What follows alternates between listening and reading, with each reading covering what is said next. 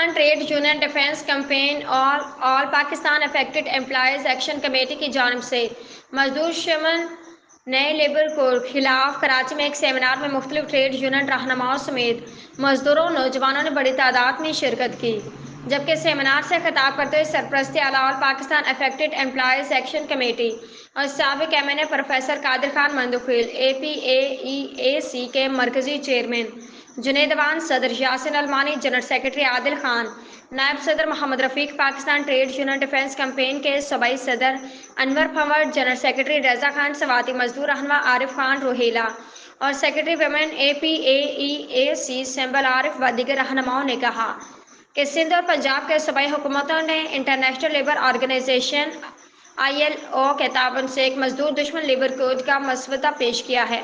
جس کے ذریعے مزدوروں کی طویل جدوجہد کے ذریعے حاصل کیے گئے کئی سارے حقوق، خاص طور پر مستقل ملازمت، ٹریڈ یونین بنانے اور ہڑتال وغیرہ جیسے حق ان سے چھین لیے جائیں گے، جبکہ عارضی ملازمت اور ٹھیکیداری نظام جیسی مزدور دشمن پالیسیوں کو لاگو کیا جائے گا۔ ہم نے رکھے تھے ایک تو جو نیو لیبر کوڈز ILO کی طرف سے ایک ڈرافٹ آیا ہے تقریباً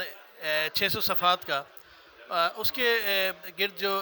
بہت سارے تحفظات ہیں، خاص طور پہ جو CBA کی طاقت کو کم کر دینا، اور سب سے بڑی بات تو یہ ہے کہ اس میں ملازمین کی مشاورت نہیں کی گئی اور محنت کشوں سے کوئی بغیر پوچھے اور ILO سے امپورٹ کرائے گئے، اس کے خلاف ایک مذاہبتی اجلاس تھا۔ اس کے علاوہ جو کمیٹی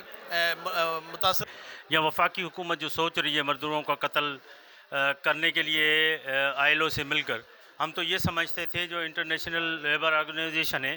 وہ مزدوروں کے حق میں بات کرے گی، لیکن جس طرح وہ پنجاب حکومت سے مل کر یا سندھ حکومت سے جس طرح مل کر وہ تمام چیزیں قانونی طور پر جو ترمیم کر رہے ہیں، اس میں ہم تب ملے گا